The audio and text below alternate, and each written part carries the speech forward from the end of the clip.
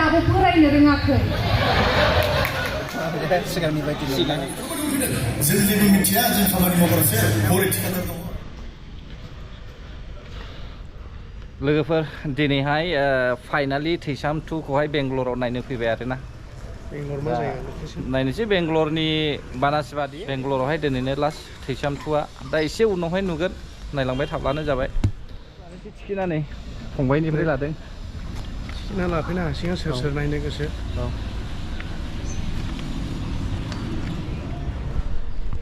दाथ' बेंगलराव बेनो लास्ट आरो मिथिबाय दा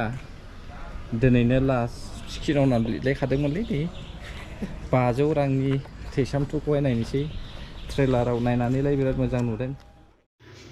फिल्मनि प्रडिउसारफोर फैनायनि सिगां एसे हलफोरखौ नायनानै लानोसै होननानै सिङाव हाबफैखाबाय एसे नायनानै लालायदो नोंसोरबो दा रावबो गैथ'वा सिङावहाय नै सियारफ्रा खालि गोजा दा बेयावहाय बड' वेलफेयार एस'सिएशननि दैदेनगिरिफ्रा माखासे बेयाव जिरायनानै दङ नै बिसोरजों एसे रायज्लायनोसै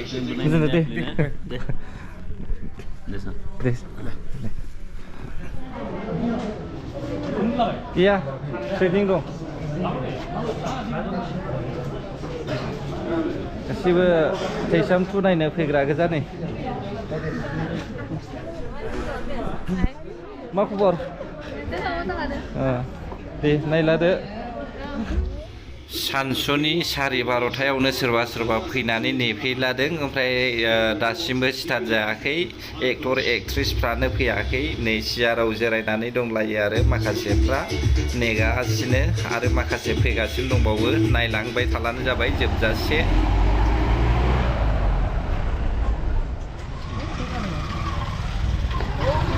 गावनो दांखायो माथो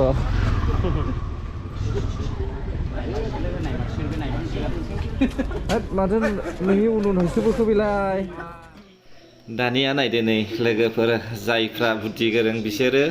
फिल्मनि टिकेटनि बोखांफिननो थाखाय हाग्रानि मैगंबो फानफैदों दै थास' बिबार थास' बिथं मुथासेयावहाय 50 रांनि फानफैदों बिसोरो गोबांनि मानसिफ्रा लाबाय दा जोबबाय होननानै बुंदों नायलांदो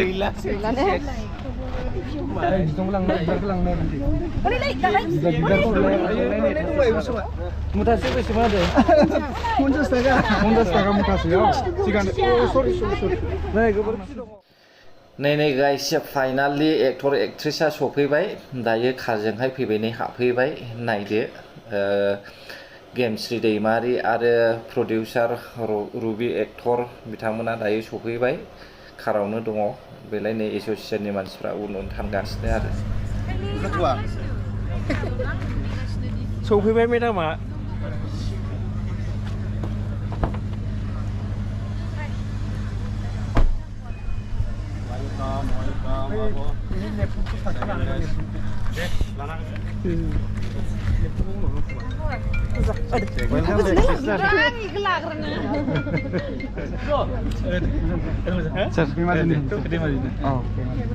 Pitangki Vlog.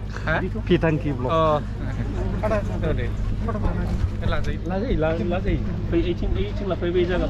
Sarah first time nama? सिगाङावबो थांबाय आं थाबखौ सिरि आंनि खाथियाव औ दे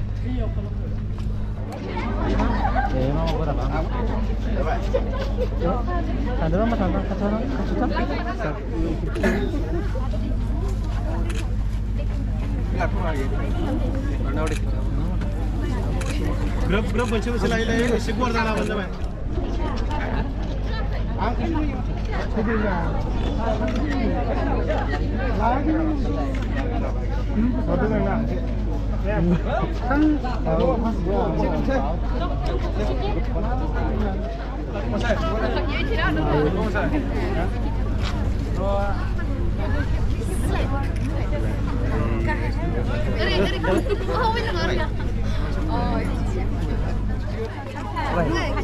Enggak sering deh, kalau dengan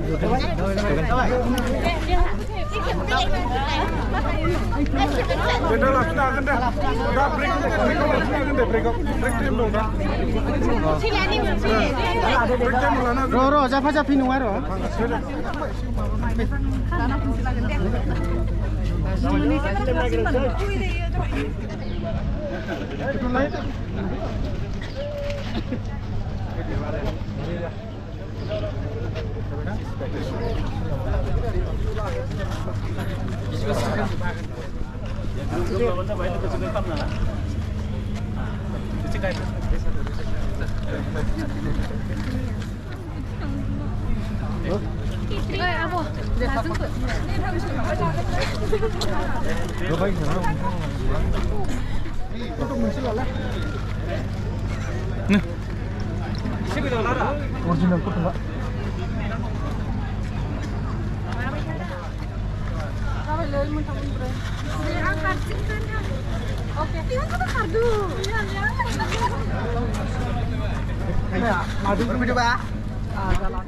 finally गाव गावबागाव टिकेटखौ होनानैहाय हलावहाय हाबहैसिगोन आरो नेयै नेयैनो सोरबा सोरबा ओंखाम उखैलायखाबाय जाहैदों सोरबा सोरबा ओंखाम जालासिनो फैनायनि दा माने लेट जाबाय फिल्म दिन्थिनायनि टाइमा बारग'लांबाय बेखायनो ओंखाम उखैलायखाबाय जाहैदों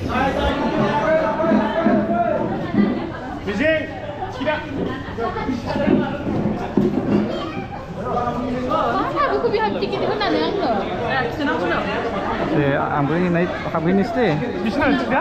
ओमफ्राय बेखौनो आं सोंदोंमोन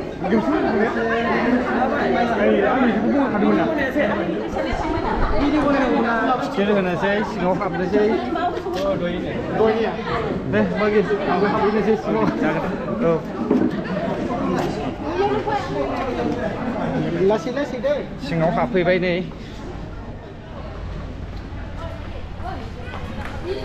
फाइनालि आंबो सिङाव हाबफैबाय नायनोसै माबायदि थैसाम 2 मुभि एक्चुअली ट्रेलारफ्राव नायनानैथ' मोजां नुदों आरो गोबां मानसियानो मोजां बुंलादों फाइनालि नुमारनोसै आरो बेंगालर बड' वेलफेयार एस'सिएशननि नाजानायावहाय प्रडिउसार RN प्रडाक्शन रुबि नार्जारिजों दिहुनजानाय बर' सावथुनखौहाय दिनै बेंगालरावहाय नायनोसै आंबो सिगांबो लोगो मोननायखाय सिस्टार गेमस्रिजों एसे रायज्लायनोसै माबायावबो मबाइलावसो नायबाय थायो आरो मोगथाङावबो खनसे सिगां लोगो मोनखाबाय फ्राइडे समावहाय जों लोगो मोनबाय आरोबाव खनसे लोगो मोनबावबाय आरो जोबोद गोजोननाय थाबाय लोगो मोननायनि थाखाय नोंथांखौ लोगो मोननानै मोजां मोनबाय जिहेतु जों सिगाङावबो लोगो मोनखांखानाय आरामसे जोङो चार्चआवबो थांदों जोङो एखे लोगोयै डिनारबो खालामदों स' दिनै फिन खेबसेबाव लोगो मोननानै आं बिराद मोजां वान्डारलायावबो लोगो मोनबाय दा जों सम जाबोयोबा निस्सय गाबोनहायथ' जोंना प्रग्राम गैला नालाय दिनै जोबखासिगोन दिनै सेकेन्ड दे ओमफ्राय जुदि खाबु मोनोबा गाबोन बेरायहैनोसै औ दे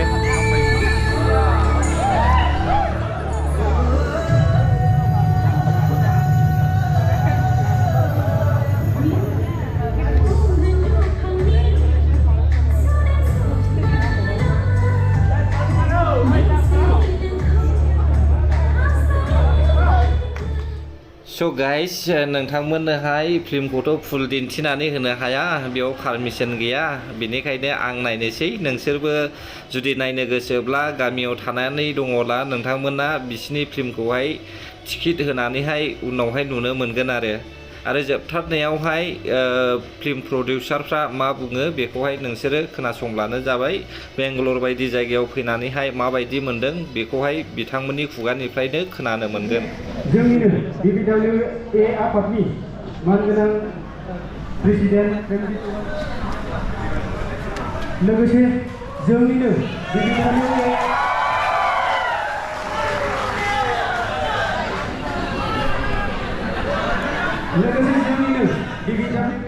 लोगोसे जोंनिनो BBWA आफादनि गाहाय नेहाथारि अमृत सार नोंथांमोनखौ आङो गिबियावनो साबायखर बावबाय लोगोसे जोंनिनो बे दिनैनि बे बड' सावथुन थैसाम 2नि मानगोनां एक्टर प्रडिउसार आरो डाइरेक्टर रुबि नार्जारि सार लोगोसे जोंनिनो बर' सावथुन मुलुगनि फावखुंग्रि गेमस्रि दैमारि मेडाम लोगोसे जोंनिनो भाइस प्रेसिडेन्ट जगेन मुसाहारि सार गासैखौबो आङो आंनि गोसो गोरबो सिंनिफ्राय अननाय आरो खुलुमनायखौ जासिहरदों लोगोसे साफ्रोमबो जोंनि BBWA आफादनि मानगोनां मावथि लोगो नोंथांमोन मेम्बार्स नोंथांमोनखौबो आंनि गोसो गोरबोनिफ्राय अननाय आरो खुलुमनायखौ जासिहरबाय। लोगोसे दिनैनि बे थैसाम 2 सावथुनखौ नायनो नुजाफैनाय साफ्रोमबो बेंगलर हालामनि रायजो राजा नोंथांमोननिसिमबो आंनि गोसो गोरबोनिफ्राय अननाय आरो खुलुमनायखौ जासिहरनाय आलासिफोरखौ सिनायथि होनायजों लोगोसे आर'नाइजों बरायनो थाखाय आं आखायाव लाबाय। जोंहा दङ जोंनिनो बड' सावथुन मुलुगनि एक्टर, डाइरेक्टर आरो प्रडिउसार रबि नार्जारी सार, बिथांखौ गांसे आर'नाइजों लोगोसे सिनायथि होनो आं खावलायनाय जाबाय।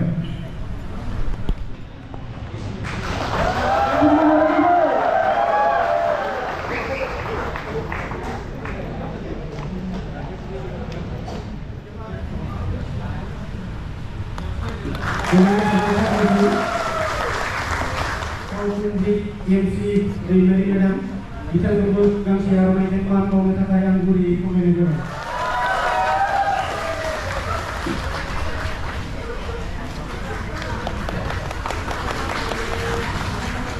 आरो दंबावो जोंनिनो गाहाय आफादगिरि सार, बिथांखौबो गांसे आर'नाइजों मान बावनो थाखाय आं गुरैयै खावलायनाय जाबाय।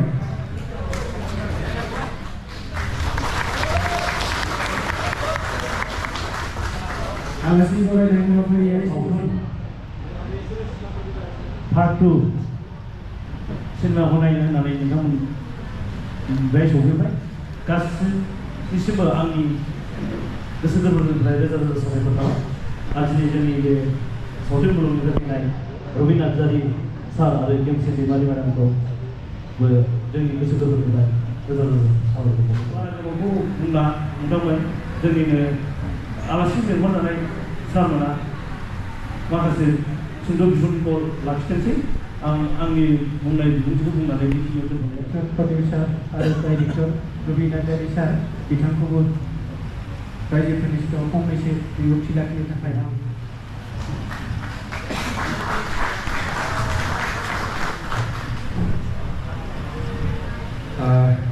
गिबियावनो आंनि अननाय आरो खुलुमनायखौ बावहरनाय थाबाय। दिनैनि बे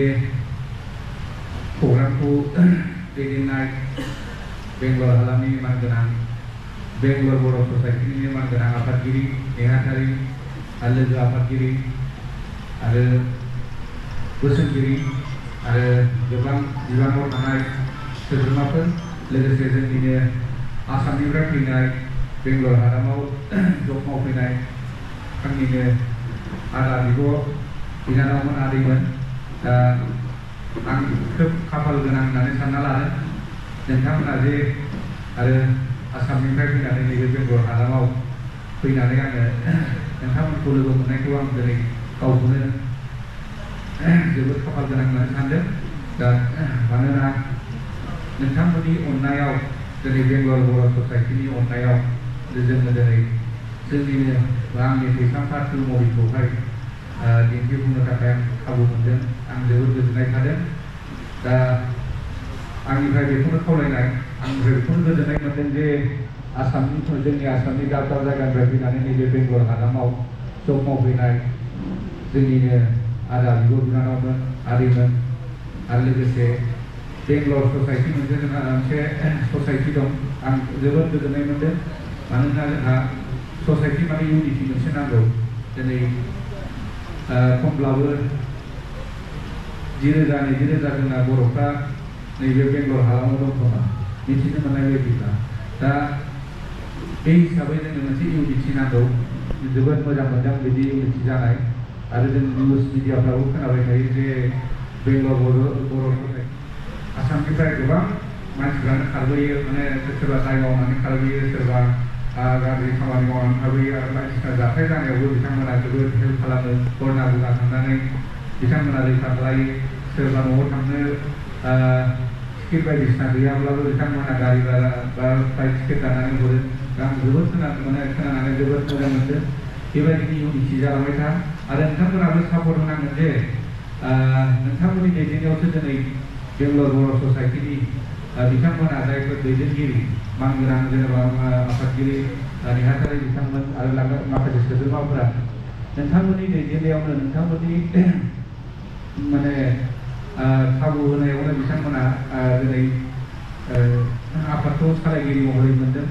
बिथांमोनखौबो नोंसोरो हेफाजाब होनांगोन जे बिथांमोनखौबो खाबु होनांगोन बयबो बिदिनो मेल मिटिंफ्रावबो नोंसिना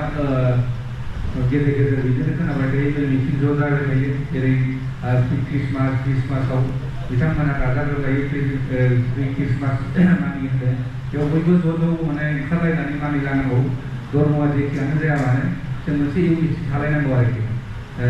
क्रिसमासावबो ओंखारलायनानै हेफाजाब होनांगौ प्रग्राम खालामलायनांगौ आरो बैसागु समावबो जोङो बेबायदिनो जातिनि मोनसे फोरबो होननानै बयबो ज' ओंखारलायनांगौ मानो होनब्ला क्रिसमास टाइम आरो बैसागु टाइमावसो बिथांमोना फ्रि मोनो मानो होनबा बयबो डिउटियाव थाजोबो नालाय बेनिखायनो सोरनिबा डिउटिया नाइट डिउटि थायो सोरनाबा दिनाव थायो दिनै खाबुखौनो मोना जायो आरोखि दा क्रिसमास बा बैसागु फोरबोआव सानसेबाबो साननैब्लाबो नोंसोरो डिउटिखौ दोनथ'लायनानैब्लाबो मोनसे फोरबो खुङो बा क्रिसमास खुङो आं बिराद गोजोननाय मोन्दों मोनसे इउनिटि जायो आरोखि मानो होनबा गावजों गाव माखासे मोजां गाज्रि खोथाखौ शेयार खालायलायनो मोनो दा दिनैनि समाव आं बेखौनो जोबोद गोजोननाय मोन्दों नोंथांमोना दिनै डिउटि दंब्लाबो डिउटिखौ गारलायनानै जोंनि थैसामखौ मुभिखौ नायनो होननानै लिंहरलाय फैदों आंनिफ्राय जोबोद गोजोननाय थाबाय बिदिनो आंनिल' नङा गुबुन बर' सावथुन बा गुबुन प्रडिउसारफोरनि सावथुन फैब्लाबो नोंथांमोना बिदिनो लैहोर फैनानै हेफाजाब होगोनखौ आं आसा खालामदों आरोखि दा जेखियानो जादोंला आं जोबोद गोजोननाय मोन्दों बिदिनो मोनसे इउनिटि थाबाय था जोंबो गोजोननाय मोन्दों जोंबो हागौमानि जोंनिफ्राय बेबायदि खायदा लाबोजानाय जों नैबेयाव नोंथांमोनजों जों खाबु मोनदों सावरायनो प्रग्रामाव माने गसंनानै आं बिबुंथि होनो मोननानै आं गावखौनो जोबोद खाफाल गोनां होननानै सानना लादों आरोखि दा आं बारा गोलावखौ बुंनो सानाखै मानो होनबा जोंहा समबो जाबाय आरो गोजाननिफ्राय थांनोबो गारि मथरनिबो खोथा दं ओंखायनो आंनि सुंद' बिबुंथिखौ आं बेखिनियाव बुंनानै गोरोन्थि जायोब्ला आं निमाहा बिनाय थाबाय गोजोन्थों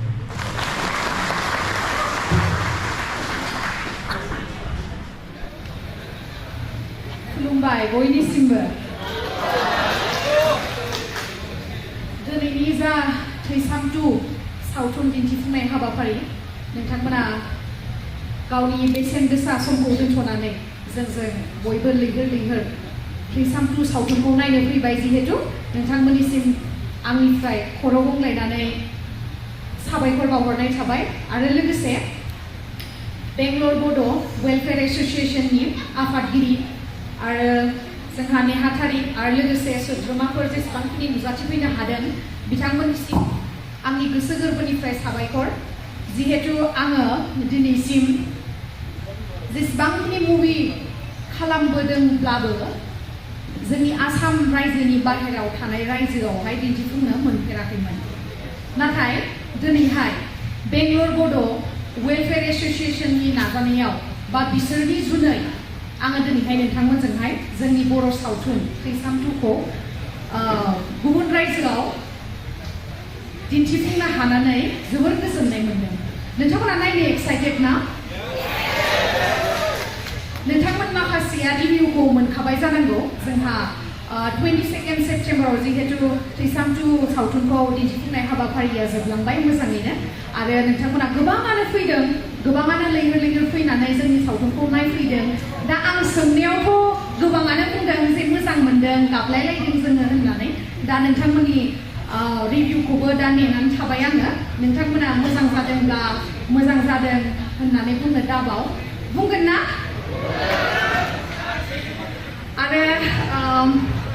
आङो आरोबाव साबायखर बावनो सानो जोंहा प्रडिउसार डाइरेक्टर जिहेतु बिथाङा माल्टि टेलेन्टेड सासे जों गोदो उन्दैनिफ्राय नुबोयोमोन दे रबि नार्जारिखौ नोंथांमोनाबो नुबोयोमोन ना नाथाय बिथाङा दाबो फरायनो रोङाखै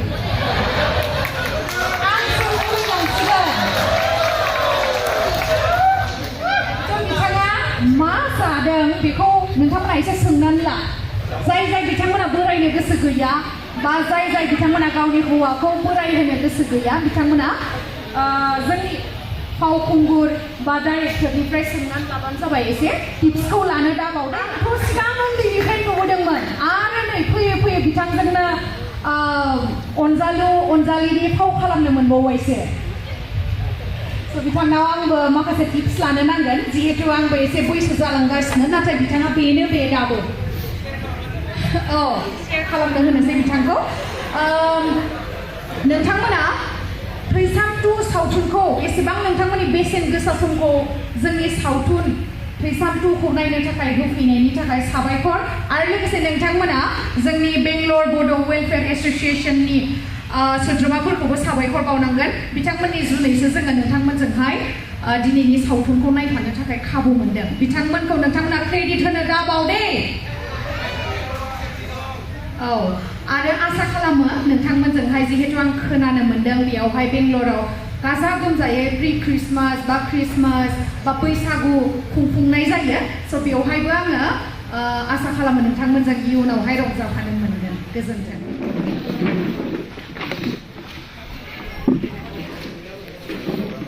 बिदायसै सिस्टार बाय लोगो मोनबावबाय आरोबाव सार बाय दे उनाव लोगो मोनबावगोन गामिफ्राव औ हारसिं फैदों औ माने ट्रेनिं दङ जोब्बाय खोमा दायो नायनानै माबायदि मोनलाखो मोजां जादों बेबायदि जाजाबाय थानो लुबैयोना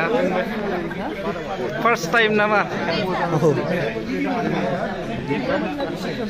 थांग्रा जोब्बायानो माखासेफ्रा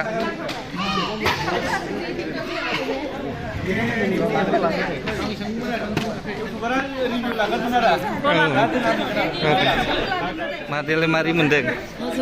औ क'क्राझार आंना बोरना सेरफांगुरि आंना मोजां आच्छा ओमफ्राय बेंगलराव फैनानै आच्छा बेबायदि फिल्म माब्लाबाबो नुफेराखैमोन ना ओमफ्राय माबायदि मोनखो नायनानै मोजाङानो मोनबाय गाबलायलायबाय आरो बिराद मोजां मोनदों आरो दे हामबायसै दे बरिंबो जाखायाखै आरोना जोबजासे दे दे नोंसोरलाय रिभिउ आरो ना मोजां मोनदोंना फार्स्ट टाइम बेंगलराव बड' फिल्म नायनाया थेंक इउ बेबायदि जाजानो लुबैयोना बेनिफ्राय साबसिन औ फार्स्ट टाइम बेंगलराव दे हामबाय बेयावहाय जों बेंगलराव थानाय बर'फोरना दा रुबि सारनि फार्स्ट दिहुनजेननाय थैसाम 2 खौ नायनानै माबायदि मोनखो आदैया मोजाङानो अनेक जौगाबाय आजिखालि बर' सिगांनि बायदि गोजोननाय मोनबाय दाना औ बेबायदिनो जालांबाय थाजानो लुबैयोना दे दे दे थेंक इउ औ दे जों आसा खालामबावो दे दे साबसिन जों इमप्रेस जानांगौ अके हामबायसै दे रबि नार्जारिनि मुभिखौ नायनानै जाहाथे इयुन फिउचारावबो बिनिफ्राय आरो साबसिननिफ्राय हामसिन खालामनो नाजाबावथों जाहाथे जोंनि बर' हारिनि कालचार आरो जोंनि रावफोराव आरोबाव गोसारनो हाथों आं बेखौनो आसा खालामो आच्छा माने BBWA आवहाय बेनो फार्स्ट टाइम बर' सावथुनखौ लाबोनाय जादोंना बेंगलरावहाय गोजोननाय थाबाय नेक्स्ट टाइम जों नाजाबाय थागोन जोंनि बर' हारिनि माबाखौ कालचारखौहाय गुबुन जायगायावबो जों गोसारहोनो थाखाय जों नाजाबाय थागोन जोंनि नाजानाया अराय सम थाबाय थागोन औ दे थेंक इउ फंनैसो सोंनो होननानै सानबाय आङो सारा बेयावहाय बेंगलरावहाय गावनिनो जे बर'निनो सावथुन गावनिनो दिहुननाय गावनो बानायनाय बेखौहाय दिन्थिफैनो मोननानै माबायदि मोनखो सारा गिबियावनो आङो बेंगलर बर' ससाइटिनिसिमबो आंनि सिबिनाय आरो बावहरनाय थाबाय आरो बेंगलर हादामाव जोंनि आसामनिफ्राय फैनाय आदा फंबाय बिथांमोनखौ आं गिबियावनो आं खुलुमनाय थाबाय जे आंखौ जे बेंगलर नैबेयावहाय जों मुभि थैसाम 2 देखायदों बेयाव बिराद साबायखर माने हेफाजाब होदों आरो माने लैहोर लैहोर फैनानै आंखौ हेफाजाब होदों आं बेनि थाखाय बिराद गोजोननाय मोन्दों आरो गावखौनो गोग्गानाय मोन्दों आरो गावनि गोसोखौ जोंनि माने आसामनिफ्राय फैनाय जे बेंगलर हादोराव माने गोबां मानसिफ्रानो जेनेबा जब मावफैयो बिथांमोना दिनै गावनि जिउखौ गाव गारनानैब्लाबो दसे समब्लाबो जोंनि माने मुभिखौ नायफैदों बेनि थाखाय आं बिराद गोजोननाय बावहरबाय बेंगलराव थानाय आंनिनो आदा बिदा आरो बिब' बिनानावफोरखौ आरो लोगोसे आं बेखौनो थेंक्स होनबावो जे बेंगलर बर' ससाइटिनि दैदेननायाव नैबे प्रग्रामा जाना थांबाय आरोखि हामबायसै सारनिसिम बेबायदि स्टेटमेन्ट होनायनि थाखाय जोबोद जोबोद गोजोननाय थाबाय सिस्टार गेम्सनिसिम एसे फंनैसो बाथ्रा सोंनोसै आङो बेंगलरावहाय गावसिनिनो बानायनाय थैसाम 2 फिल्मखौहाय दिन्थिफैनो मोननानै सिस्टारा माबायदि मोनखो? जोबोर गोजोननाय मोनदों बुंनानै फोजोबनोनो हाया मानो होनना बुंबा सानसे नङा साननैनि हाबाफारिमोन जोंनि सावथुन थैसाम 2खौ दिन्थिफुंनाय हाबाफारिया स' फार्स्ट डेआवबो मोजाङै मोजां जोबलांबाय आरो सेकेन्ड डेआवबो बिराद मोजाङैनो दिनै जोबलांबाय बेनि थाखाय आङो बेंगलर बड' वेलफेयार एस'सिएशननि सोद्रोमाफोरखौ साबायखर बावहरो बिथांमोननि जुनैसो नोंथांमोनाबो जोंजों जफानानैहाय बा जोंजों एखेलेगे जोंनि सावथुन थैसाम 2खौहाय नायनो थाखाय खाबु मोनदों आरो अके हामबायसै थेंक इउ आरो बिनि उनावहाय बहाबाफोर माबा बेखौ नोंथांमोना आपडेट मोनगोन अके थेंक इउ हामबायसै सिस्टारखौहाय ओरैनो माबायावलाय इउटुबाव नायोब्ला मोदोमाव गिदिर नुयोना